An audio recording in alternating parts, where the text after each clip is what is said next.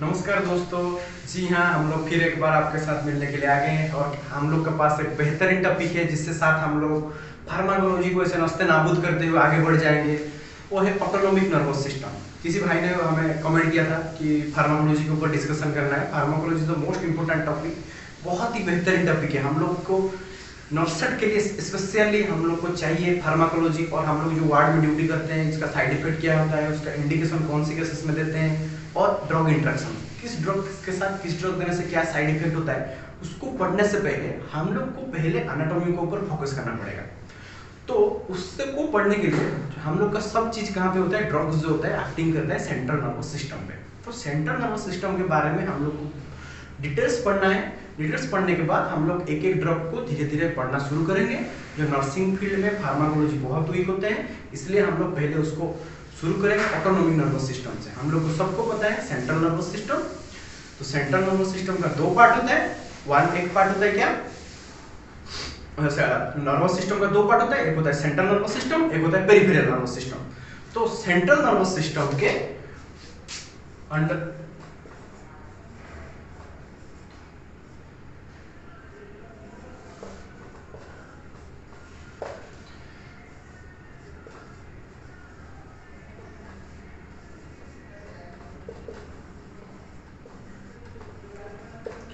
Central nervous system के अंदर क्या क्या आता है, एक होता है brain and spinal cord. Peripheral nervous system के क्या आता है,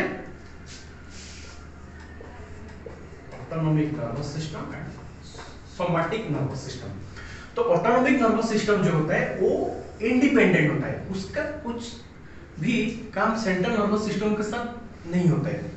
ऑटोनोमिक नर्वस सिस्टम मतलब वो ऑटोमेटिकली खुद कैसे मैनेज करता है बॉडी का सिस्टम को। जब पैनिक हो जाते हैं तब कैसे मैनेज करता है, जब स्ट्रेस में होते हैं तब कैसे मैनेज करता है, जब शांति से बैठे रहते हैं बेड पे और मोबाइल देखते रहते हैं, पबजी खेलते रहते हैं, रील्स को देखते रहते हैं, तेरे लिए तारे जमीन लेके आऊंगा, वो सब देखते रहते हैं, तब भी क्या होता है ना, हम लोग का नर्वस ऑटोनोमिक नर्वस सिस्टम जो है वो फोकस करता है, किससे मैनेज करता है, उसके हिसाब से हम मेडिसिन देते हैं। जैसे कि पेशेंट आया, पेशेंट को कॉन्स्टिपेशन हो रहा है, कौन सी मेडिकेशन देंगे, कौन सी मेडिकेशन देने से पेशेंट का कॉन्स्टिपेशन रिलीज हो जाएगा। पेशेंट पैनिक अटैक आ रहा है, पैनिक अटैक को लेकर आजकल पता होगा बहुत सारे लोग डिप्रेशन में, 90% केसेस युवा जो है वो डिप्रेशन में पेशेंट में है। उसको कैसे ऑटोनोमिक नर्वस सिस्टम डिप्रेशन को ठीक करता है, उसके हिसाब से पहले हम उसको पढ़ेंगे, उसका फंक्शंस को पढ़ेंगे, तब जाके हम लोग को पता चलेगा कि कैसे ड्रग्स हमारा बॉडी में काम कर रहे हैं। चलिए हम लोग डिटेल से ऑटोनोमिक नर्वस सिस्टम को पढ़ेंगे।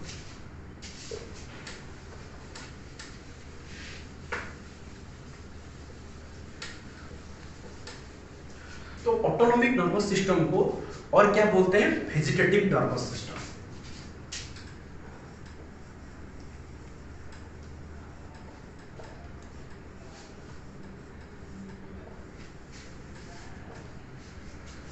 जो ऑटोनोमिक नर्वस सिस्टम होते हैं वो ऑटोमेटिकली बॉडी में काम करता है।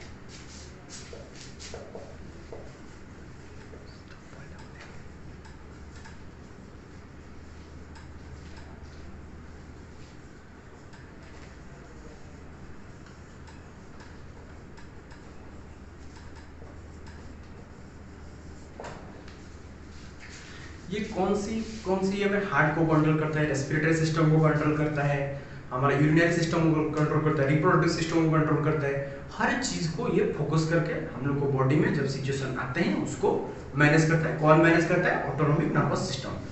चलिए हम लोग उसको पढ़ेंगे किससे मैनेज करता है। ऑटोनोमिक नर्वस सिस्टम हमारा बॉडी का फाइट और फ्लाइट रिस्पॉन्स में कैसे मैनेज करता है, और शांति से बैठे रहने का टाइम कैसे हम लोग को मैनेज करते हैं। तो उसको ऑटोनोमिक नर्वस सिस्टम दो टाइप से क्लासिफिकेशन होता है, एक होता है सिंपैथेटिक नर्वस सिस्टम और एक होता है पैरासिम्पैथेटिक नर्वस सिस्टम।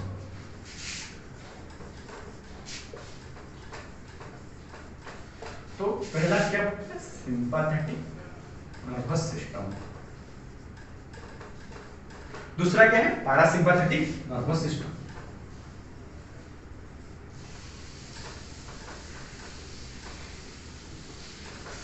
तो हम लोग क्या करेंगे ना, सिंपैथेटिक नर्वस सिस्टम और पैरासिम्पैथेटिक नर्वस सिस्टम को डिटेल से पढ़ेंगे। उसके बाद हम लोग को पता चलेगा कि ड्रग्स कैसे एक्टिंग करता है।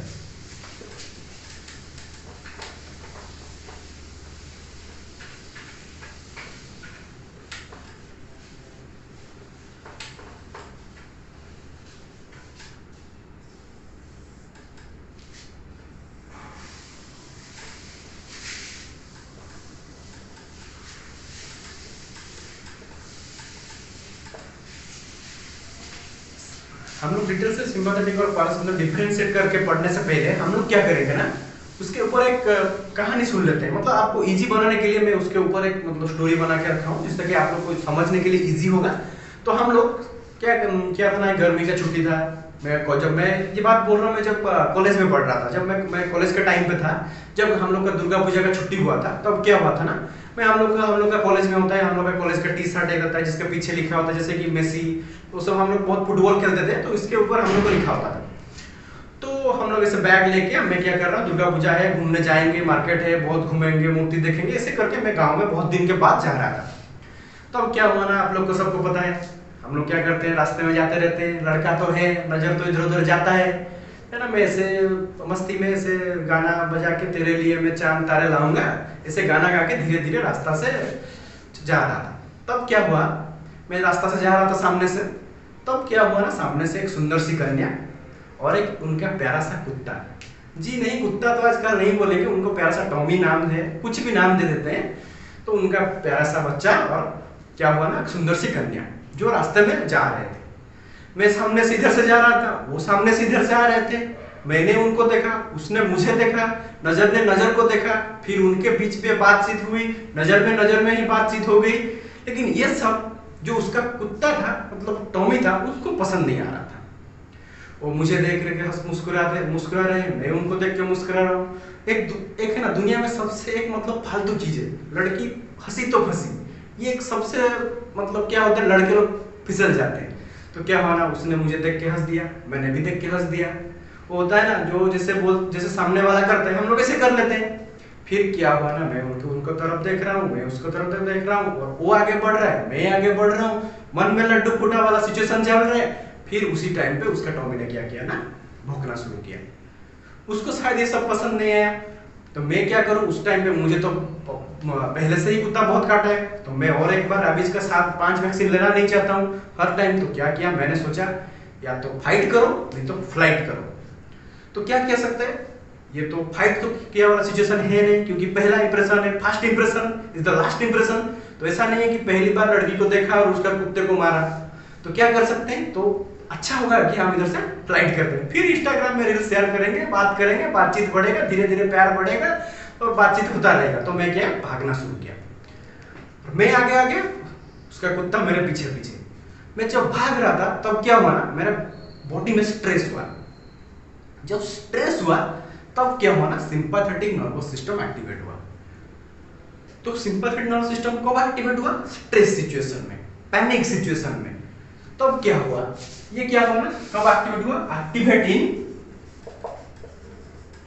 स्ट्रेस। तब क्या हुआ, मैं भाग रहा था, वो कुत्ता मेरे पीछे भाग रहा है, मैं क्या करूं।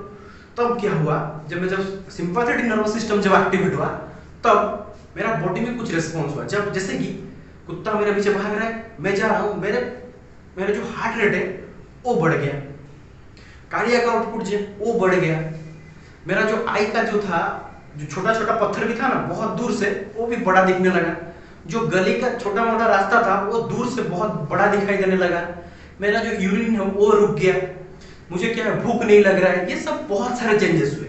तो डिफरेंट सिस्टम में डिफरेंट चेंजेस हुए, और उस कैसे हुए उसको हम लोग अभी धीरे धीरे पढ़ेंगे। आपको पता चल गया कौन सी टाइम पे सिंपैथेटिक नर्वस सिस्टम एक्टिवेट हुआ, कब हुआ, जब स्ट्रेस हुआ, जब पैनिक हुआ, तब सिचुएशन में क्या हुआ ना, सिंपैथेटिक नर्वस सिस्टम एक्टिवेट हुआ। तो उसके बाद क्या हुआ, हम लोग एक एक सिस्टम के हिसाब से पढ़ेंगे कौन सी चेंजेस हो रहा है हर सिस्टम में। पहले कब एक्टिवेट हुआ, फाइट और फ्लाइट रिस्पॉन्स में।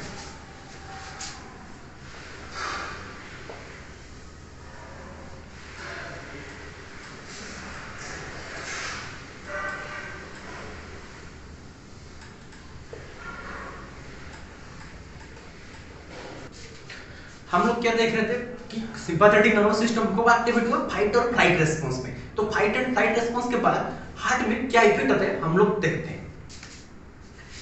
पहले हार्ट में क्या इफेक्ट आया, जब मैं भाग रहा था, जब मैं भागने की कोशिश कर रहा था, तब क्या हुआ ना, मेरा ब्लड प्रेशर जो है वो बढ़ गया।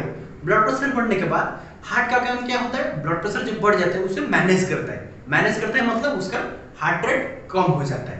लेकिन यहाँ पे क्या होता है, हार्ट रेट के साथ ब्लड प्रेशर साथ में बढ़ता है और जो कार्डियक आउटपुट है वो भी बढ़ जाता है। तो क्या क्या हुआ उसमें, हार्ट रेट जो है वो ज्यादा हो गया, ब्लड प्रेशर क्या हुआ, ज्यादा हो गया, सब ज्यादा हो गया, कार्डियक आउटपुट जो है वो ज्यादा हो गया, और जो हार्ट को जो ब्लड सप्लाई हो रहा था वो भी क्या हुआ, ज्यादा हो गया।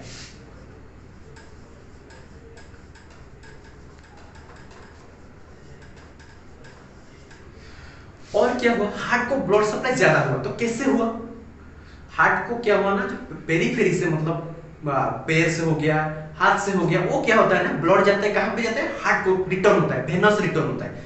तो वो जो पेरीफेरी का जो ब्लड वेसल्स था वो कॉन्ट्रैक्शन हुआ, कॉन्ट्रैक्शन होने के वजह से हार्ट को क्या हुआ ना, ज्यादा ब्लड फ्लो हुआ। तो पेरीफेरी का जो ब्लड वेसल है वो क्या हुआ, कॉन्स्ट्रिक्ट हुआ।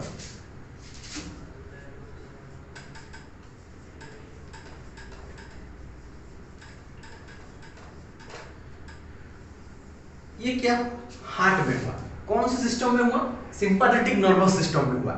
अब क्या हम लोग देखते हैं पैरासिम्पैथिक नर्वस सिस्टम में क्या होता है। Parasympathetic nervous system is also known as rest and digest system.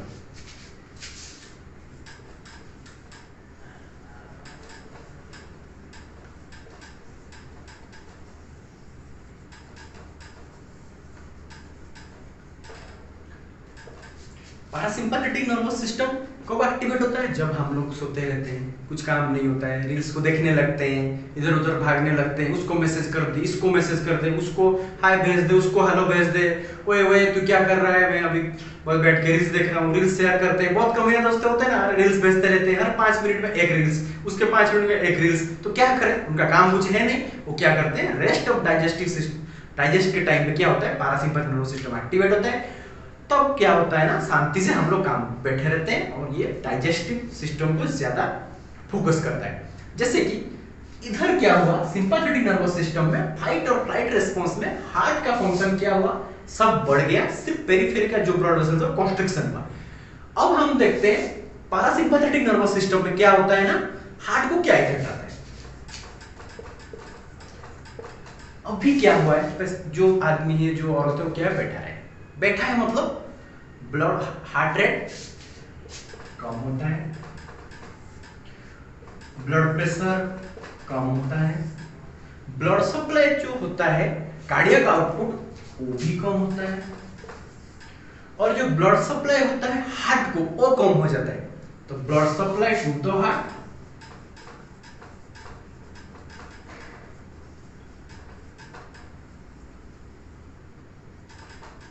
Decrease होता है, और क्या होता है, ब्लड सप्लाई कम हो रहा है, मतलब जो पेरीफेरी से जो ब्लड आ रहा था वो क्या हुआ है, कम हो रहा है, इसलिए ब्लड सप्लाई कम होता है। तो वो कम कैसे होता है, कॉन्स्ट्रिक्शन होने से ज्यादा ब्लड कहां पे जाता है, हार्ट को जाता है। जब पेरीफेरी का ब्लड वेसल जब डायलेट होता है तब क्या होता है, हार्ट को कम ब्लड जाता है। तो इधर क्या हुआ, पेरीफेरी का ब्लड वेसल कॉन्स्ट्रिक्शन हुआ, इधर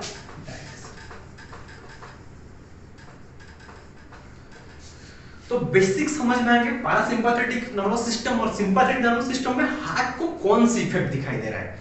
आपको समझ में आ गया होगा, क्योंकि एग्जांपल के साथ हम लोग देखे थे, क्या देखे थे एग्जांपल के साथ, जो फाइट और फ्लाइट रिस्पांस में जो हुआ, उसके बाद हार्ट रेट बढ़ गया, ब्लड प्रेशर बढ़ गया, कार्डियक आउटपुट बढ़ गया, हार्ट को ब्लड सप्लाई बढ़ गया, लेकिन जो पेरिफेरी का ब्लड वेसल था वो कॉन्स्ट्रिक्शन करके ब्लड सप्लाई बढ़ा दिया। इधर क्या हुआ, हार्ट रेट कम हो गया, ब्लड प्रेशर कम हो गया, कार्डियक आउटपुट कम हो गया, हार्ट को ब्लड सप्लाई भी कम हो गया, लेकिन जो पेरिफेरी का था ब्लड वेसल वो डायलेट हो गया। ये हो गया हार्ट को ब्लड सप्लाई। अभी हम लोग क्या करते हैं, चलते देखते हैं डाइजेस्टिव सिस्टम पे क्या इफेक्ट रहता है।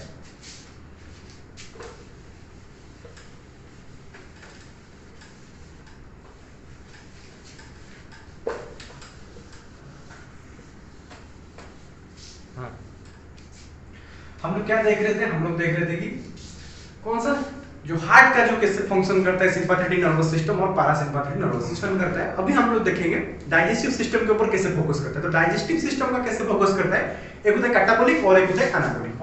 Obviously sympathetic nervous system catabolic है, और जो उसका ऑपोजिट कौन होता है, parasympathetic nervous system, that is anabolic. Simply हम लोग क्या फोकस करेंगे, स्ट्रेस। स्ट्रेस एक ऐसा चीज है जो अच्छा आदमी को भी पागल बना देता है। कोई आदमी पागल होता नहीं है, उसे पागल बनाया जाता है। तो क्या है, जो कैटाबोलिक है, जो कैटाबोलिक कैसे फंक्शन करता है, जो ये ग्लूकोज को क्या करता है, जो स्ट्रेस होता है, सिंपैथेटिक नर्वस सिस्टम जब एक्टिवेट होता है क्या करता है ना, ये ग्लूकोज को क्या करता है ना, ले आता है लिवर से ब्लड स्ट्रीम को। तो क्या होगा, ब्लड स्ट्रीम में ग्लूकोज आएगा तो उसे बोलते हैं हाइपरग्लाइसेमिया, और इस कंडीशन को रेगुलेट नहीं कर पाने से क्या होगा, डायबिटीज मेलाइटस। तो स्ट्रेस कैसे डायबिटीज मेलाइटस कर रहा है आप लोग को समझ में आ गया होगा। उसका ऑपोजिट क्या होता है, एनाबॉलिक फंक्शंस, जिसमें कुछ प्रॉब्लम्स नहीं होता है और ये हम लोग के लिए बेनिफिट है। अभी क्या करते हैं, हम लोग पढ़ेंगे डाइजेस्टिव सिस्टम के डिटेल्स। डाइजेस्टिव सिस्टम में क्या होता है, जब मैं भाग रहा था, जब मैं आगे भाग रहा था, मेरे पीछे कुत्ता भाग रहा था, तो मुझे क्या भूख लग रहा था, या मुझे खाने का मन कर रहा था, या मुझे टॉयलेट लग रहा था, कुछ भी नहीं लगता। जब सिंपैथेटिक नर्वस सिस्टम एक्टिवेट होता है तब क्या होता है ना, पेरिस्टालसिस मूवमेंट जो होता है वो कम हो जाता है, भूख कम लगता है, खाने को मन नहीं करता है। मन नहीं करता है मतलब स्ट्रेस कंडीशन में ये पेरिस्टालसिस मूवमेंट कम होता है और कॉन्स्टिपेशन होता है।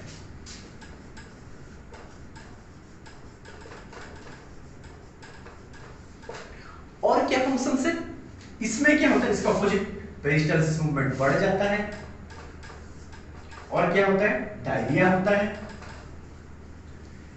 एक चीज नोटिस किया होगा, जिसका ना ज्यादातर घर में क्या होता है, बैठे रहते हैं, कुछ काम नहीं होता है, क्या करते हैं ना, टॉयलेट लग रहा है, मुझे टॉयलेट लग रहा है। जिसका भी प्रॉब्लम हो रहा है ना, डायरिया भी किसी को हुआ होगा ना, किसी वो 5 पेशेंट लेके वार्ड में काम कर रहा होगा ना, उससे भी कम डायरिया। क्यों, क्योंकि स्ट्रेस में पेरिस्टालसिस मूवमेंट कम हो रहा है, कम होने की वजह से कॉन्स्टिपेशन होता है, कॉन्स्टिपेशन होने से ज्यादा स्टूल पास नहीं होगा।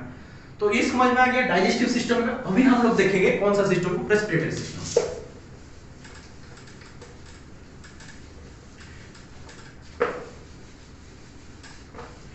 रेस्पिरेटरी सिस्टम में क्या होता है, आप लोग को एक एग्जांपल देता हूं। जब क्या होता है ना, हम लोग को जुकाम हो जाता है, सर्दी हो जाता है, तब क्या होता है, नोज ब्लॉक हो जाता है। हम लोग तो सब क्रिकेट खेलने में बहुत पागल है बच्चे से।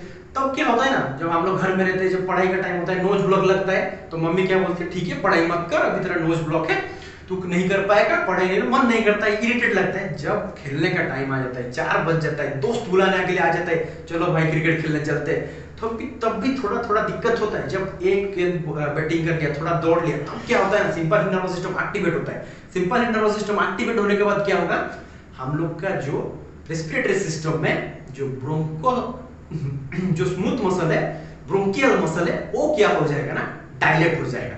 डायलेट होने से क्या होगा ना, हमें सांस लेने में इजी लगेगा, नोज खुल जाएगा, हम लोग को प्रॉब्लम नहीं होगा, तब बहुत अच्छा लगेगा, खेलने के लिए मजा आए। फिर क्या होगा, जब हम घर जाएंगे, रात को पढ़ाई करने के लिए बैठेंगे, सब ठीक है, मम्मी पूछेगी कैसा है, नहीं मैं अच्छा से खेल रहा था, सब ठीक था। जब मैं घर जाके बैठ गया, तब क्या हुआ, फिर से पैरासिम्पैथेटिक नर्वस सिस्टम एक्टिवेट हो गया, और तुम्हें ये धोखा दे दिया। तुम्हें मम्मी को क्या लग रहा है, मेरा जो बच्चा है झूठ बोल रहा है, खेलने का टाइम ज्यादा अच्छा से खेल रहा है। घर में हर टाइम जब कंप्लेंट लेके आता है, जब पेशेंट एडमिट होता है इमरजेंसी में, तब क्या होता है ना, घर में सही था, खेलने का टाइम पे सही था, जब पढ़ाई का बात हुआ झूठ बोल रहा है, ऐसे होता है। एक्चुअली सब नहीं होता है, ये हर मम्मी पापा को समझना चाहिए, हमें भी अगले फ्यूचर में समझना चाहिए, आपके लिए, हमारे लिए भी ये बात समझना चाहिए।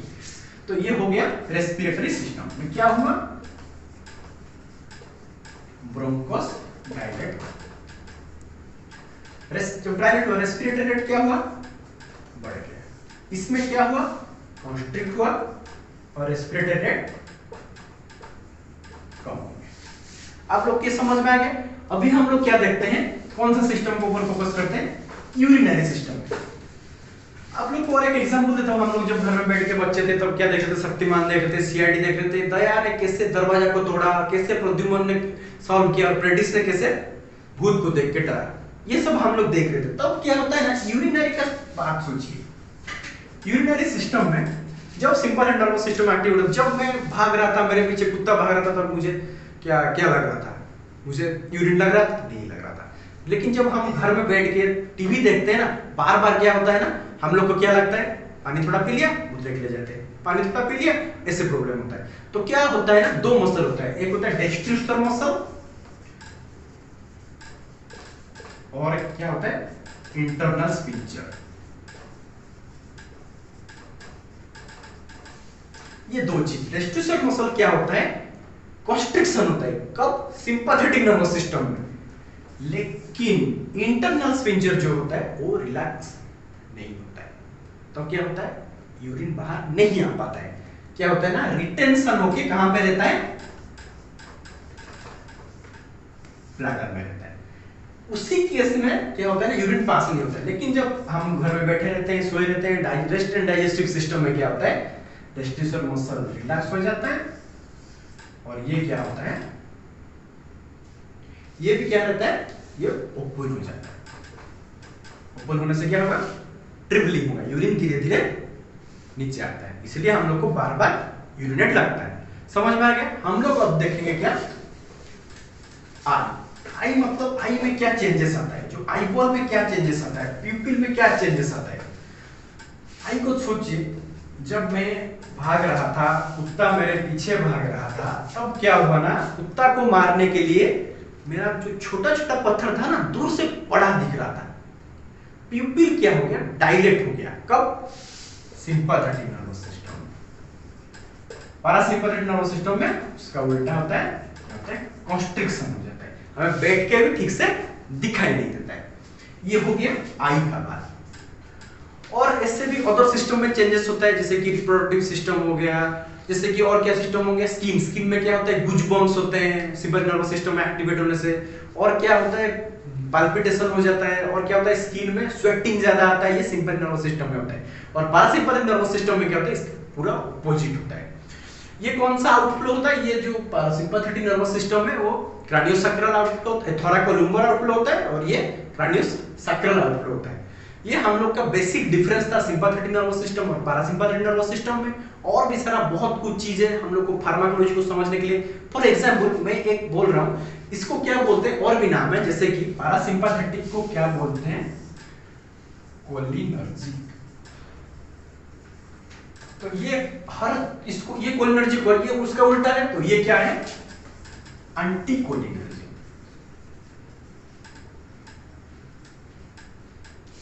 जो बहुत सारा ड्रग्स है, कोलिनर्जिक ड्रग्स है, एंटी कोलिनर्जिक ड्रग्स है, तो कौन सी ड्रग्स कैसे काम करते हैं उसके बेस में ही हम लोग का ये होता है। जैसे कि और एक एग्जांपल देता हूं, एट्रोपिन सल्फेट।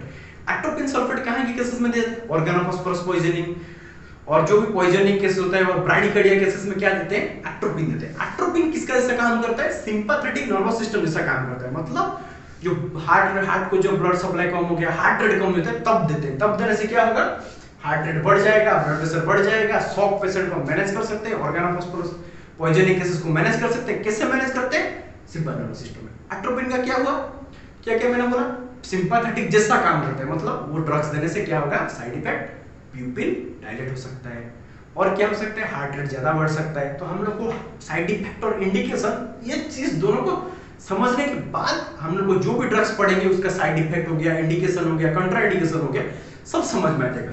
इससे बोलते हैं एड्रेनर्जिक सिस्टम भी बोलते हैं। इसका बहुत सारा नाम है, इसे कैटाबोलिक बोलते हैं, उसे एनाबोलिक बोलते हैं। एज पे जैसे हम लोग धीरे धीरे पढ़ेंगे। और ये कौन सा होता है, ये जो नॉन एड्रेनलिन इसमें ये फोकस करता है, और जो पैरासिम्पैथेटिक नर्वस सिस्टम में एसिटिलकोलाइन ये करता है, फंक्शंस करता है। ये दो न्यूरोट्रांसमीटर, एक सिंपैथेटिक में कौन सा करता है, नॉन एड्रेनलिन, और जो पैरासिम्पैथेटिक में कौन सा होता है, एसिटिलकोलाइन। ये दो क्या फंक्शन करते हैं, सिंपैथेटिक और पैरासिम्पैथेटिक नर्वस सिस्टम के अंडर। तो हम लोग का ये बेसिक टॉपिक था autonomic nervous system. Autonomic nervous system में हम लोग क्या पढ़े, सब चीज सिंपैथेटिक नर्वस सिस्टम में क्या होता है, बढ़ जाता है, सिर्फ डाइजेस्टिव सिस्टम स्लो हो जाता है। उधर क्या होता है, हर सिस्टम कम हो जाता है और डाइजेस्टिव सिस्टम बढ़ जाता है। ये बेसिक डिफरेंस है। इसमें क्या होता है ना, ये दोनों चीज को हम बेस करके फार्माकोलॉजी को बेस करते हैं। तो उसके फार्माकोलॉजी को पढ़ाने के लिए हम लोग क्या किए ना, शानदार हम लोग पढ़े इसके बारे में, और आप लोग अच्छे से उसको पढ़ना, उसको याद रखना, कॉन्सेप्ट को याद रखना, रैशनल को याद रखना। इस चीज को रटना मत, क्यों, कौन सा कहां पे, हर चीज इधर बढ़ता है, तो उसको समझ के, एक कॉन्स्ट्रिक्ट हो रहा है तो एक डायलेट हो रहा है, उसको समझ के हम लोग को क्या लिखना पड़ेगा ना, साइड इफेक्ट लिखना पड़ेगा। तो साइड इफेक्ट और जो इंडिकेशन होता है उसको समझने के लिए आपको पढ़ना मोस्ट जरूरी है। इसलिए आप उसको पढ़िए, उसको अच्छे से पढ़िए, आप पढ़ते रहिए, बढ़ते रहिए। हम लोग को क्या करें ना, हम लोग को चैनल को थोड़ा सपोर्ट कीजिए, लाइक कीजिए, सब्सक्राइब कीजिए, और क्या है ना, स्वार्थी मत बनिए, सारथी बनिए। एक इस लिंक को सबको शेयर कीजिए। आपका ऐसे बहुत दोस्त होंगे, आपके दोस्त होंगे, उनको शेयर कीजिए, उनको पढ़ना चाहिए, सबको पढ़ना चाहिए। पढ़ेगा तभी तो बढ़ेगा इंडिया, आप सुना होगा, तो इसलिए उसको शेयर कीजिए, पढ़ाइए, और भी इसको आगे बढ़ाने की कोशिश कीजिए। Thank you.